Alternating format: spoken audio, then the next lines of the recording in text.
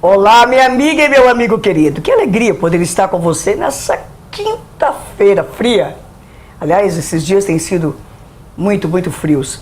E eu estou muito alegre, muito feliz por poder estar com você aqui no Papo Bessa com Lúcia Bessa, o seu canal de denúncia, de informação e de acolhimento aqui na TV com DF, no canal 12 da NET. E você vai ver que a gente deu uma mudada aqui no cenário. Eu quero mandar um beijo pro meu amigo querido Paulinho Miranda. Um beijo, meu amigo, obrigada. Você sabe que você mora aqui, no meu coração. Agora, antes da gente anunciar o nosso convidado, que é um convidado extremamente especial, que sabe muito bem daquilo que vai falar, eu, infelizmente, vou ter que começar mais um programa falando de um assunto extremamente devastador. Nós tivemos, minhas amadas e meus amados, em apenas 29 dias do mês de junho, estou falando somente do mês de junho, 5 mulheres assassinadas. 5 mulheres assassinadas.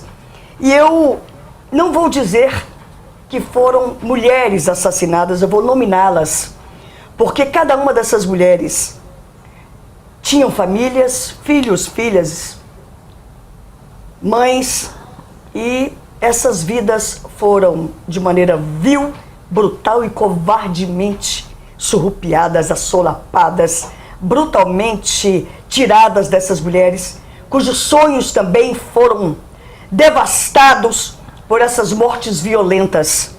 Priscila Teixeira, 33 anos, agora, dia 29, esfaqueada em Taguatinga. Repito, 33 anos em Taguatinga. Márcia Gomes, 38 anos, na estrutural, com perfurações do pescoço. Lu, uma mulher trans, encontrada morta no seu próprio quarto, agora no dia 22 de junho, estrangulada. Viviane Silva, de 19 anos, no Recanto das Emas, no dia 2 de junho, com golpes na cabeça. E essa moça, ela tinha restrições na locomoção. Aida Carla de Araújo, 64 anos, esfaqueada pelo sobrinho no Lago Norte. E o que a gente percebe na descrição dessas mulheres? Idades díspares, regiões administrativas distintas, profissões distintas, situação econômica também distinta. Minha amada, meu amado, isso prova mais uma vez que a violência contra a mulher é uma violência perversamente democrática. Todas nós, em qualquer situação, em qualquer território, nós estamos sujeitas a situações graves como essas, dessas 5 mulheres cujas vidas foram ceifadas. E neste momento aqui, nós estamos exigindo, porque cidadã e cidadão não pede, nós exigimos. Exigimos políticas públicas robustas e suficientes que minimizem esse quadro aterrador de violência contra as mulheres no Distrito Federal e neste país. Nós exigimos sermos prioridade nas políticas públicas, não só no Distrito Federal, mas também neste país de dimensões gigantescas e que eu e você, minha querida companheira, nós verdadeiramente, diante desse quadro, diante de uma diminuição brusca no orçamento nacional para a efetivação de políticas públicas para as mulheres, ter tido uma diminuição drástica. E evidentemente, por que houve essa diminuição? Porque o ano passado o orçamento destinado não foi executado. Não basta ter orçamento destinado. Esse orçamento também tem que ser executado. Nós estamos diligentes. Eu quero que você saiba que nós estamos diligentes, atentas em tudo que diz respeito às OPMs, às políticas públicas para as mulheres, não só no Distrito Federal, mas neste país. E nós não vamos nos calar até que todas nós sejamos respeitadas e até que nenhuma de nós perca sua vida da forma como essas 5 mulheres e tantas outras tiveram suas vidas abruptamente ceifadas, não só no Distrito Federal, como neste país. E eu estou aqui com um jovem rapaz, chamado Cleiton Avelar. Esse homem tem toda a sua vida praticamente como servidor da assistência social dedicada a pleitos extremamente importantes, legítimos, e que nós vamos falar um pouco sobre todos esses pleitos aqui agora. Cleiton foi presidente do Sindicato da Assistência Social e Cultural do Distrito Federal e ele hoje é diretor de comunicação deste sindicato, né? E Cleiton é uma pessoa que reputo, que conhece muito e muito bem a política de assistência social no Distrito Federal. Meu querido Cleiton, seja muito bem-vindo ao nosso Papo Aberto. É uma honra receber você aqui conosco. Muito obrigado, Lúcia. Na verdade, a honra é toda minha. Já assisti a alguns programas, vi que você faz bem o lema do programa, né? A denúncia, o acolhimento. E eu queria começar assim a minha participação. Muito obrigado mesmo pelo convite. Eu não posso deixar de falar sobre a sua abertura, porque é uma área na qual nós atuamos, né? Nós que somos servidores e servidoras da assistência social, nós também atuamos nas políticas de proteção à mulher, de combate à violência de gênero. Eu vou citar alguns exemplos reais. Eu, no mês de janeiro, estava trabalhando no CRAS do Itapuã e entregando benefícios, né? Benefícios que tinham sido concedidos desde outubro. Eu estava em janeiro entregando os benefícios. E me chamou a atenção de uma pessoa jovem, né? Uma mulher, pela quantidade de benefícios que ela estava recebendo. Dava, somando, né? Era auxílio vulnerabilidade, excepcional, dava mais de R$2.000. Mas eram benefícios que estavam atrasados desde outubro. Eu estava fazendo a entrega em janeiro. Eu não fiz nenhum comentário com ela sobre isso, né? Porque eu tive que mexer em vários papéis ali, em várias estágios para fazer a entrega dos benefícios. E eu acho que ela se sentiu na circunstância de justificar por que ela estava recebendo, não é, todos aqueles benefícios. Ela mesma, né, decidiu falar. E ela relatou que ela estava sendo acompanhada por uma assistência social do CRAS e ela era vítima de violência doméstica. Provavelmente a assistente social que a atendeu encontrou na concessão dos benefícios uma forma de contribuir para que ela pudesse talvez sair de casa. Entendi. Sair daquele ambiente de violência. Mas os benefícios concedidos em outubro e em novembro só estavam sendo entregues em janeiro. Que tem tudo a ver com o que você acaba de dizer a respeito do orçamento, né? Que a propósito, nessa semana foi publicado no Diário Oficial que a Secretaria da Mulher teve contingenciado aproximadamente 2 milhões do seu orçamento, a Secretaria de Desenvolvimento Social em torno de 20 milhões, a Sejus 5 milhões, então 28 milhões da área social, né, de recursos contingenciados. Os recursos estão lá, mas não podem ser utilizados. Também tive relato de colegas do CREAS, da Estrutural, que já quase no fechamento do expediente, né, uma mulher chega lá querendo ficar no CREAS, querendo passar a noite no CREAS, dizendo que se ela fosse para casa, ela estaria correndo risco. Para você ver a dimensão, não é, do problema e o quanto a nossa categoria atua. Mas enfim, estamos aqui para colaborar do jeito que eu consegui aí com essa discussão importante que você nos traz. Muito obrigada, Cleiton. Esse retrato que você colocou para todas e todos nós, isso nos afeta muito quando a gente percebe que há um total desinteresse na prioridade das vidas das mulheres. Quando eu digo vida das mulheres, eu também estou dizendo a vida de todas as pessoas que fazem parte do seio familiar, mas de modo muito particular a vida das mulheres, que são aquelas que mais sofrem as violências, e de seus filhos que mais sofrem os impactos dessas violências, né?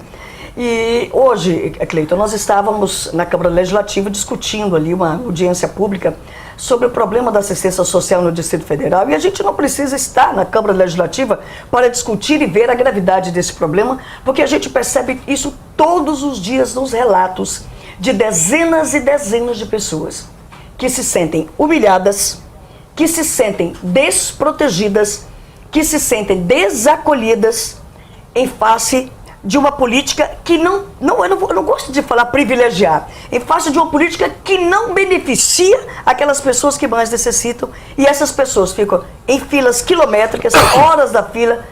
Meu querido Cleiton, essa realmente é a realidade da assistência social no Distrito Federal? Lamentavelmente. Lamentavelmente. E eu te digo que poderia estar pior se nós não tivéssemos feito uma greve em 2018 para conseguir que fosse aprovado um concurso público. O concurso começou em 2018, concluiu em 2019 e desde então nós estamos em luta para que todo mundo, né, que foi aprovado seja nomeado. O governo fez uma escolha de fazer essas nomeações em parcelas, em digamos blocos, assim, né? Em blocos, 9 blocos, a gente chama de nomeação a conta-gotas. Mas apesar disso, né, de ter sido uma nomeação a conta-gotas, ficou demonstrado que aumentou a capacidade de atendimento nas unidades. Isso é uma vitória E a do sindicato, população- uma vitória Sem dúvida. de longa data. Sem dúvida. A nossa greve de 2018, a gente tinha uma questão salarial, que era o primeiro ponto da nossa pauta, o segundo ponto era o concurso, a gente conquistou o concurso e os reflexos estão aí na melhoria da capacidade de atendimento da população, porque se hoje nós temos cerca de 270 mil pessoas aguardando atendimento na assistência social, principalmente nos CRAs, se não fosse por esse movimento e por essas nomeações, nós teríamos hoje 400 mil pessoas. Não repete quantas pessoas, né? 270 mil. 270 mil pessoas aguardando o atendimento. Isso foi a partir de um registro do CIROD, que é o Sistema de Registro e Organização de Demanda. As pessoas entravam em contato, não é, pelo 56, aquelas que conseguiam, porque também tem isso, né? Esse é um registro de quem conseguiu ser atendido ao telefone num 56 e solicitou um atendimento. O que é raro também esse atendimento, né? É muito difícil. Aí alguns difícil. conseguiram agendar o atendimento, outros continuam ligando, não conseguem um atendimento. Nós temos consciência de que esse caminho é um caminho que tem suas dificuldades. Sim. Até porque há pessoas que sequer têm o seu aparelho celular ou sequer têm acesso à informação para saber que até de um orelhão ela pode fazer essa ligação. Então esse é um caminho que nós julgamos correto, mas insuficiente para que as pessoas recorram à assistência social. Mas isso foi agravado por uma decisão unilateral da secretária. Eu chamo de decisão unilateral porque ela fez esse anúncio numa entrevista coletiva. Sim. No início da tarde de uma sexta-feira, né? E é unilateral porque aquelas pessoas que estão no atendimento direto ao público, na linha de frente, na ponta, né, como a gente diz, elas não foram informadas antes da entrevista coletiva. E a consequência é o que a gente tem visto, né? Com agravantes assim, absurdos de erros de gestão, né, que, na nossa opinião, né, no sindicato, beira a desumanidade mesmo, né? Eu estive na segunda-feira subsequente a essa entrevista no CRAS do Paranoá. Sim. Bem cedinho, né, na fila, muita gente na fila, gente que tinha dormido. E naquele dia, pela quantidade de servidor, seriam distribuídas em torno de 24, 26 senhas, mais ou menos. A fila devia ter uns 80. O lógico seria, já que hoje só pode atender 24, do 25º para trás, vamos conversar com a pessoa e explicar para ela, olha, a quantidade de servidor não vai dar para te atender, mas eu vou agendar você vem amanhã. E assim por diante. E a pessoa ir embora para casa. Até chegar no final da fila. Obrigações. Lúcia, eu afirmo a você categoricamente, porque nós conversamos, eu conversei na fila do Itapuã, na fila do Paranoá, na fila de São Sebastião, na fila do PSUL, né? Outros companheiros nossos do sindicato foram na fila de Taguatinga, na fila de Santa Maria, e era unânime.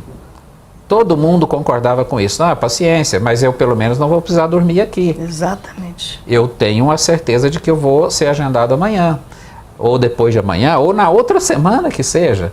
Mas eu saía não vou... com uma expectativa de... Exatamente, ela não ia passar por essa situação constrangedora, desumana, de ter que dormir ao relento, e estava frio, né? Ainda está frio nas madrugadas, mas não pode. As gerências locais dos CRAs não estão autorizadas a organizar dessa forma. Eu me pergunto, para que isso, né?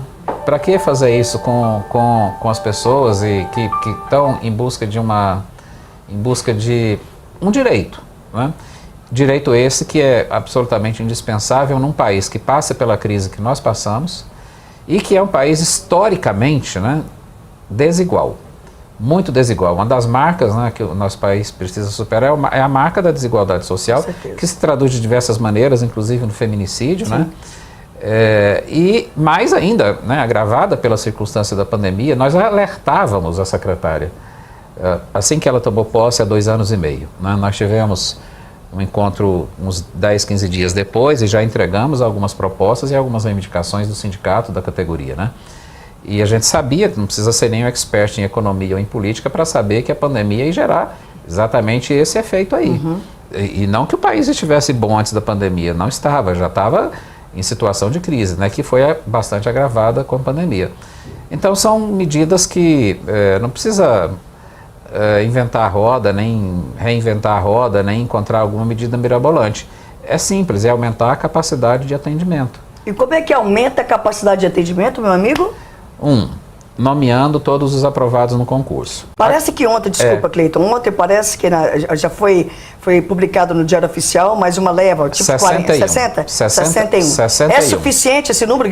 Porque hoje a nossa secretária adjunta, a Ana Paula Barra, na audiência pública, ela disse que foi durante toda a gestão, quase 1.000 servidores foram admitidos na assistência social. Esse número de servidores e servidoras é suficiente para dar um tratamento de humanidade e respeito à população? Não, não é, porque antes dessas nomeações nós estávamos trabalhando com 10% do pessoal necessário. O pessoal necessário que eu digo é o que está escrito na nossa lei de carreira. 5.500 servidores. Nós estávamos trabalhando com 10% disso. E com essas nomeações nós subimos para mais ou menos 25%, 30% do pessoal necessário. Mas há que se ressaltar que nem todo esse número, né, esses quase 1.000 que entraram, vão para o atendimento na ponta. Tem uma parte que fica na área meio. Então não quer dizer mais 1.000 pessoas atendendo a população diretamente. Isso é importantíssimo você explicar. E a área meio também é necessária, eu não estou subestimando a importância dela de jeito nenhum. São pessoas que ficam lá na parte administrativa, né? Na parte orçamentária, financeira, na parte jurídica, eles são imprescindíveis também. Sem eles o serviço não funciona bom. Mas é preciso esclarecer, não quer dizer que tem mais 1.000 pessoas trabalhando nos CRAs, nos CREAs. Não, não é isso. Né? E com essas nomeações, nós vamos chegar a 40% do pessoal necessário.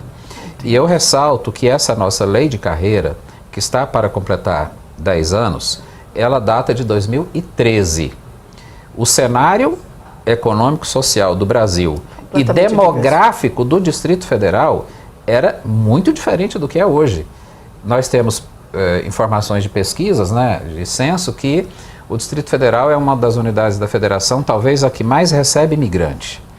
Então, o crescimento populacional ao longo desses 10 anos foi bastante expressivo e o crescimento populacional, inclusive, nas áreas de grande vulnerabilidade econômica e social.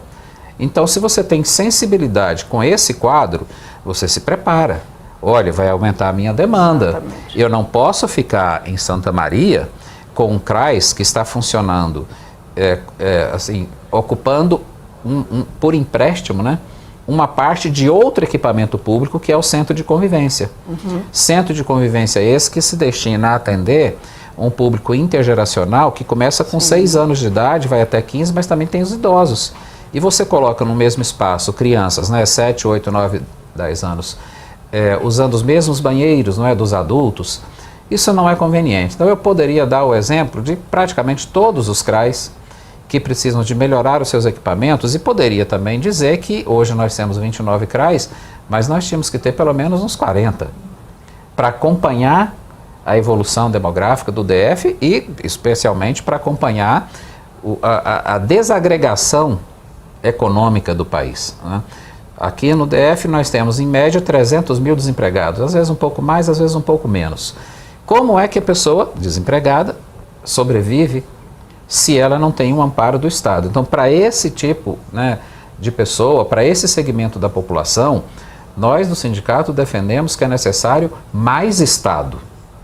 Mais Estado. E mais Estado, com todo respeito, eu não estou aqui de forma nenhuma diminuindo a importância da política de segurança pública, mas mais Estado não quer dizer mais viatura da polícia, entendeu? Nas regiões periféricas. Tem que ter a segurança, tem que ter a polícia, mas mais Estado que eu quero dizer são políticas sociais assertivas. Concordo plenamente. Assertivas, e a assistência social é uma delas. Extremamente necessária nesse momento peculiar que nós estamos vivendo, né? Bom, a gente ouve os usuários e as usuárias, a gente ouve os servidores e servidoras e a gente também analisa a fala do Poder Executivo, e eu gostaria até de compartilhar com você aqui alguma coisa. A atual gestão do GDF destaca alguns programas. Prato Cheio, que segundo o governo atende cerca de 60 mil pessoas. O cartão Vale Gás, 70 mil pessoas. DF Social, 60 mil famílias, e cartão de material escolar, mais de 100 mil inscritos. Segundo também o nosso GDF, mais de 1.000 servidores para sedes nessa gestão. Além disso, agora recentemente, ontem, né? Você acabou de dizer, foram 61 nomeações. Nós temos 29 centros de referência. CRAS.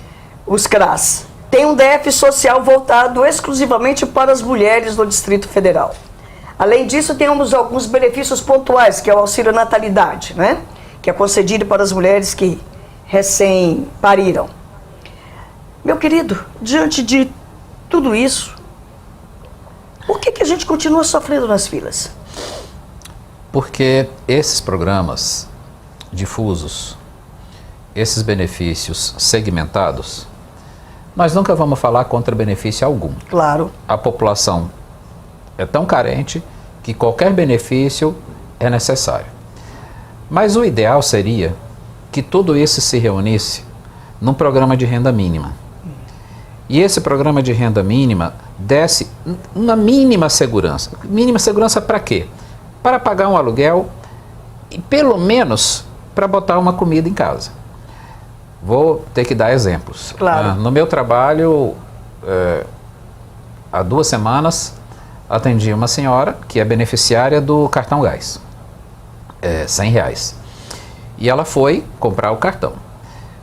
O revendedor do gás exigia que ela completasse R$25, né? Porque o cartão é 100 e ele não é culpado, né? Porque o gás tem um custo, e cada vez mais alto, diga-se de passagem.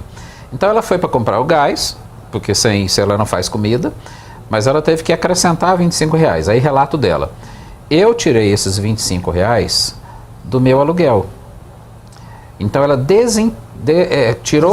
desinteirou o dinheiro que ela tinha reservado para pagar o aluguel, e ela se sustenta com o quê? Além do benefício social, ela se sustenta com um trabalho, diga-se de passagem, digno e importantíssimo, porque contribui com a preservação do meio ambiente. Ela é catadora de material reciclável, latinha principalmente, né? Trabalha o dia inteiro, sol a sol, junta lá as latinhas e vai vender por um valor que, sinceramente, é muito baixo, né? Então, mas com esse esforço ela vai juntando o dinheiro, ela desinteirou o dinheiro do aluguel. Então o que ela fez? Ela procurou de novo a assistência, porque ela vai solicitar um outro benefício, que é um benefício eventual, né? O que ela desejava era o chamado auxílio vulnerabilidade, no valor de R$408. Ela é atendida por um servidor, por uma servidora, ela relata, né, a sua condição, e o servidor vai conceder a ela esse benefício. Aí ela vai ter que aguardar a liberação do recurso para que o benefício seja depositado no banco, para que o servidor informe a ela que o benefício está disponível para ela. Ora, se ela não tivesse apenas o benefício do cartão gás, se ela tivesse a renda mínima, isso seria até educativo para ela organizar o seu orçamento, saber que valor de aluguel ela tem condição de pagar, saber que tipo de alimento ela tem condição de pagar. Você mencionou o prato cheio. Sim, o prato cheio tem um mérito, né? Ele tem o mérito de contribuir com a economia local. Então o usuário da assistência recebe o cartão prato cheio, R$250, ele vai comprar ali no mercado. Vai contribuir com o aquecimento da economia ali da localidade. Mas ele tem um problema também, um demérito. R$ 250 hoje, junho de 2022, não compra o que comprava em janeiro de 2022. Com certeza. Não compra o que comprava há um ano. Então tem o mérito de aquecer a economia, mas tem o demérito de não proteger a família da inflação. E um dos itens, né, que tem mais aumentado o preço são justamente os alimentos, que é uma inflação que massacra principalmente a parcela mais empobrecida da população. Então, tem muitos benefícios. Alguns a gente acha que é meio assim, propaganda, né? Porque, tipo? Lúcia, veja bem, eu trabalho num centro de convivência, né? Uma das funções do centro de convivência é atender adolescentes, né, que vão em grupos, faixa etária de 15 a 17 anos. Trabalhei por muitos anos no Itapuã com esse público. Existia antigamente um programa chamado ProJovem, que depois mudou de nome para Caminhos da Cidadania, que vem do governo, né, de governos anteriores. O Caminhos da Cidadania concedia uma bolsa de R$ 190, que infelizmente era pago com muita irregularidade. O atual governo decidiu substituir esse programa por um outro, chamado Incentivo ADF. E acabou com o programa Caminhos da Cidadania. Só que nós estamos em ano eleitoral.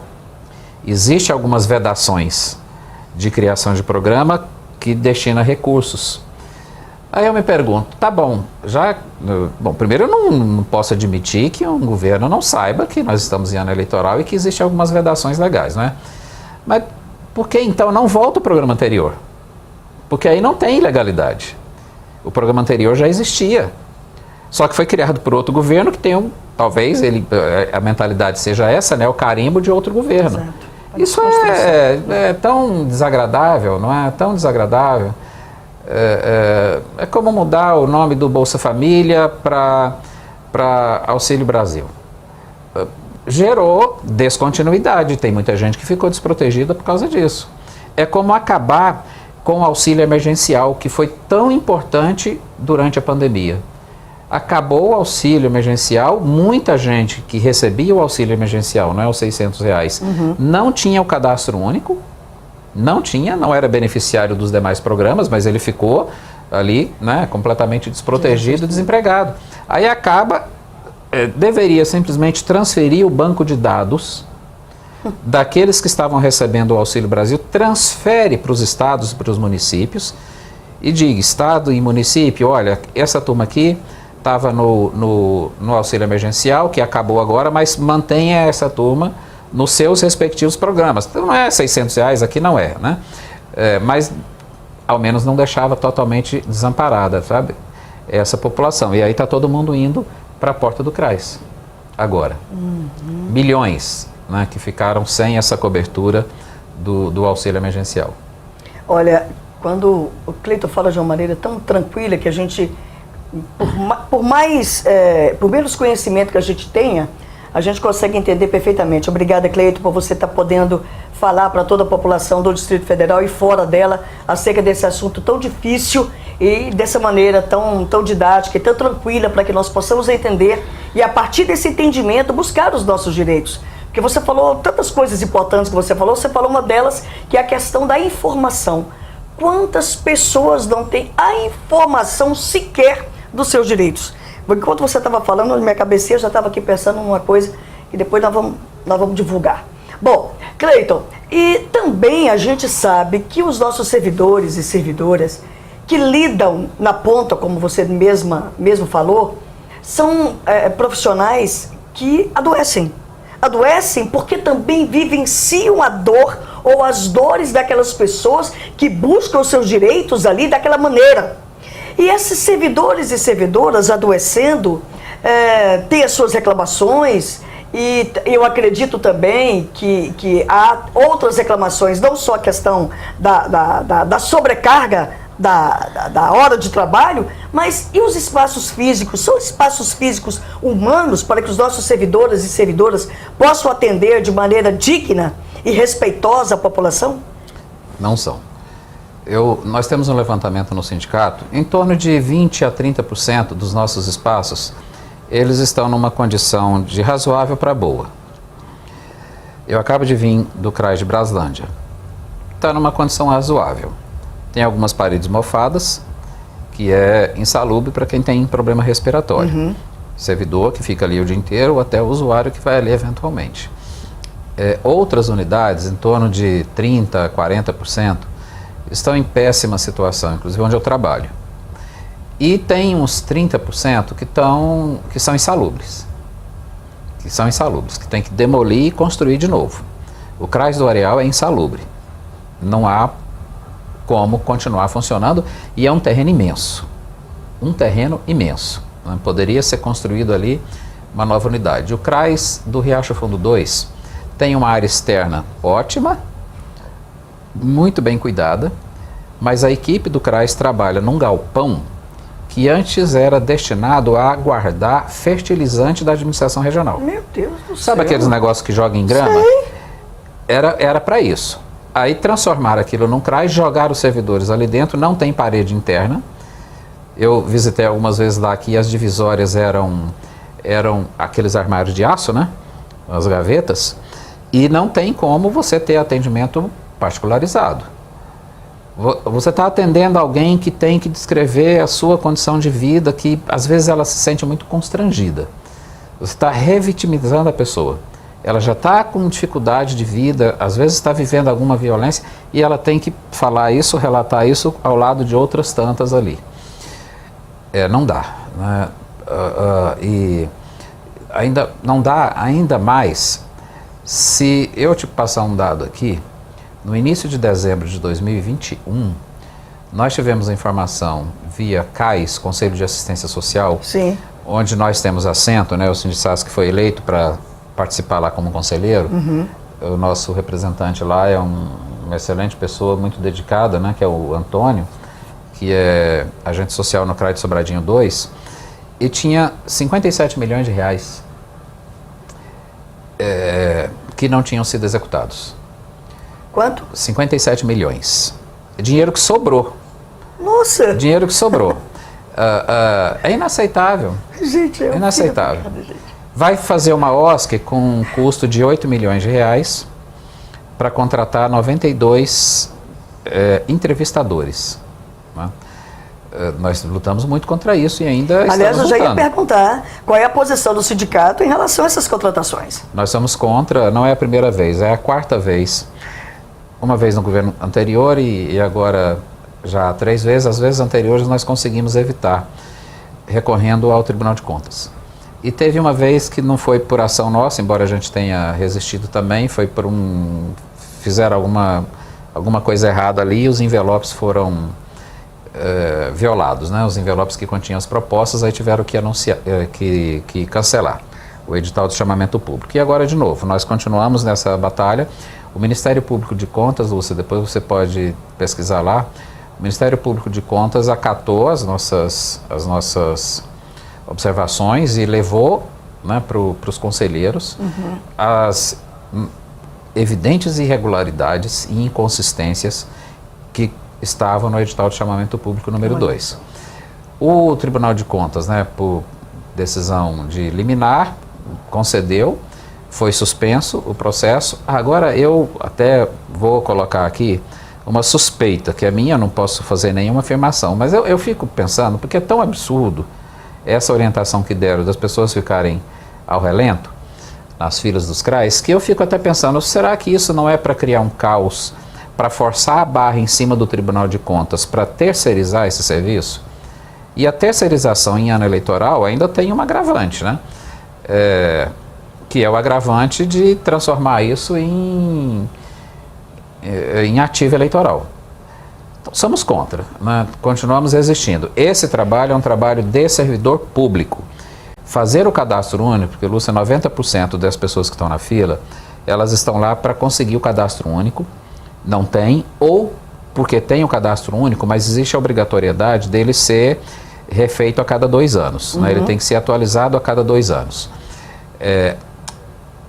Essa demanda é imensa. O cadastro único não é um formuláriozinho que é um trabalho burocrático de você, qual é o seu nome, onde você mora, quanto você ganha, quanto você gasta. Não, é uma escuta qualificada. Não raro, o agente social que está ali produzindo o cadastro único, que está escutando, ouvindo a pessoa, vai identificar uma situação de violência doméstica. Vai identificar uma situação de abuso, exploração, inclusive sexual de menores. Vai identificar o trabalho infantil. Então é uma escuta qualificada e ele vai pegar aquilo e vai passar para o especialista. E nós temos esses servidores, essas servidoras com essa sensibilidade, essa humanidade de perceber isso? Com certeza tem. E você disse muito bem.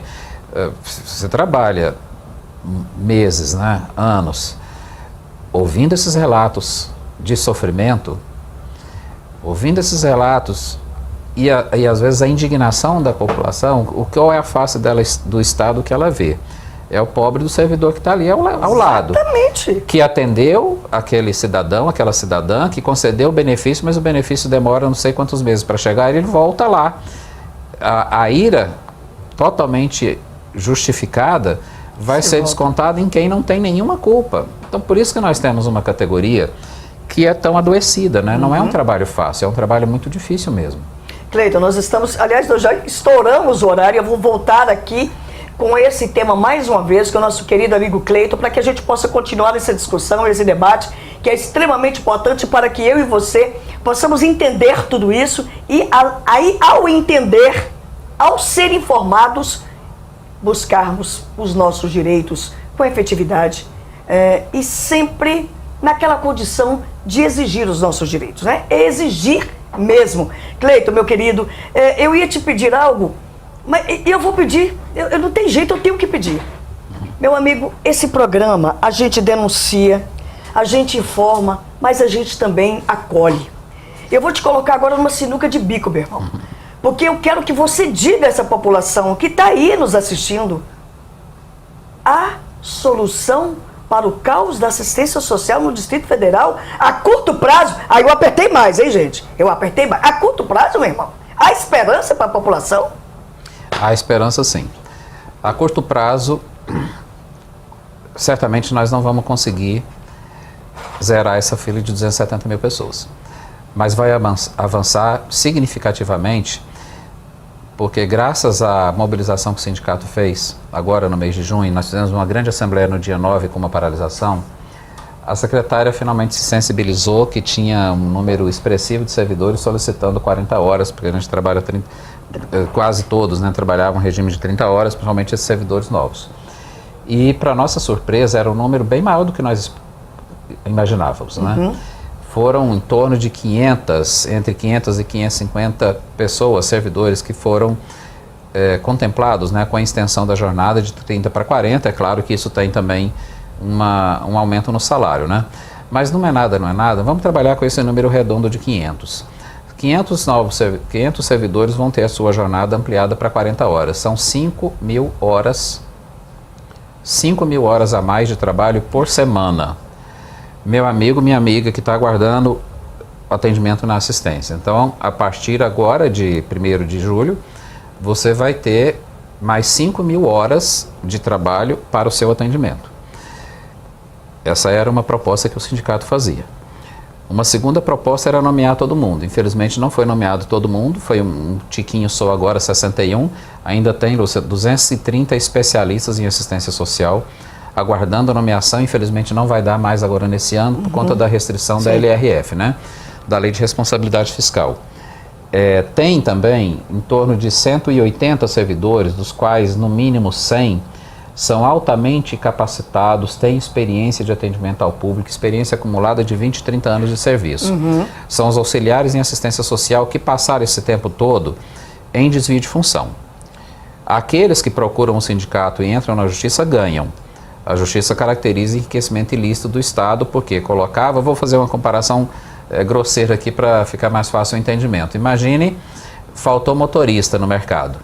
Aí a empresa pega o cobrador e bota para dirigir o ônibus, mas continua pagando o salário de cobrador, não o salário de motorista. Então, mais ou menos isso, essa comparação ligeira que estou fazendo, foi o que aconteceu, mas isso por 20, 30 anos.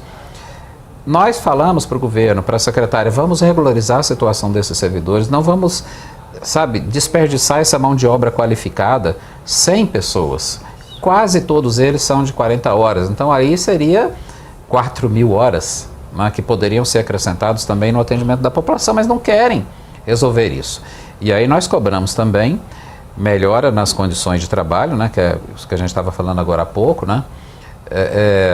Olha só, servidor que era 30 horas, uns entram às 8, saem às 14, né, 6 horas do dia.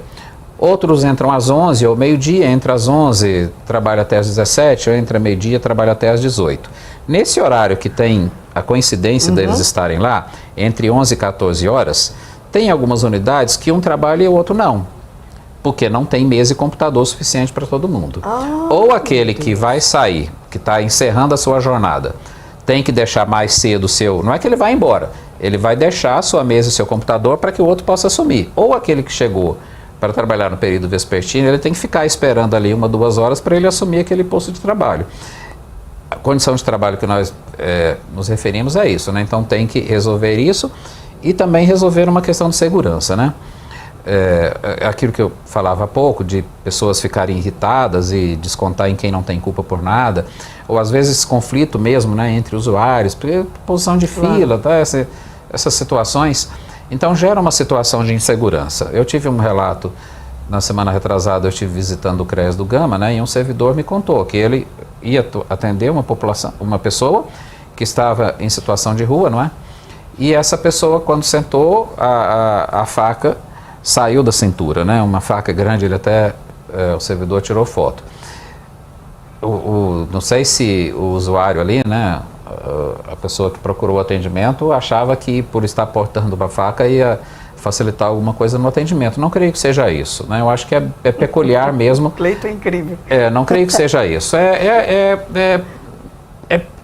do público, né? De quem mora na rua. Como ele vai se proteger? Ele se sente desprotegido. Então é muito comum que usem, né, a arma branca. Mas para o servidor, ele toma aquilo como uma ameaça. Sim. E imagine isso acontecendo várias vezes, ao longo dos meses, ao longo dos anos. Aí tem um ponto que o ser humano não dá conta, né? Alguns começam a somatizar, outros começam abala o psicológico. E abalando o psicológico vai afetar a saúde e aí vem... E afeta inclusive no atendimento. Afeta o atendimento, porque ele vai ficar doente, vai pedir um atestado e vai ficar alguns dias fora. Com certeza. Meu querido Cleiton, olha, infelizmente o tempo já se esgotou há 10 minutos atrás, mas é que o tema é tão pulsante, tão urgente, que a gente quer conversar e discutir mais ainda, e nós vamos discutir mais sobre isso. Vocês podem ficar absolutamente tranquilos e tranquilas que nós vamos voltar a esse tema logo, breve. Minha querida, eu quero agradecer a você, meu querido, eu quero agradecer a você que tem feito o sucesso do Papo à Beça, você que escolhe muitas vezes os entrevistados, as entrevistadas e também diz o assunto que você deseja escutar. Eu quero te agradecer pela audiência, pelo sucesso do Papo à Beça, o seu canal de denúncia, de informação e de acolhimento. E eu também não posso deixar de dizer que quanto eu admiro não só o Cleiton enquanto sindicalizado, ou dirigente sindical, mas esse sindicato que é sinônimo de luta, e eu sou testemunha disso.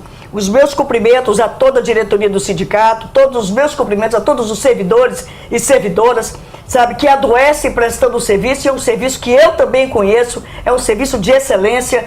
Poderia ser melhor se o Estado oferecesse as melhores condições de trabalho para todos os servidores e também, claro e evidente, para os usuários e usuárias, e nós esperamos que isso aconteça e aconteça breve. Ora, afinal de contas, o que nós queremos é viver, né? Mas o que nós exigimos é viver livres de toda opressão, de toda violência, de toda falta de respeito e, claro, com muito amor no coração. Um beijo no seu coração e até o próximo Papo à Beça com Lúcia Bessa, o seu canal de denúncia, de informação e de acolhimento.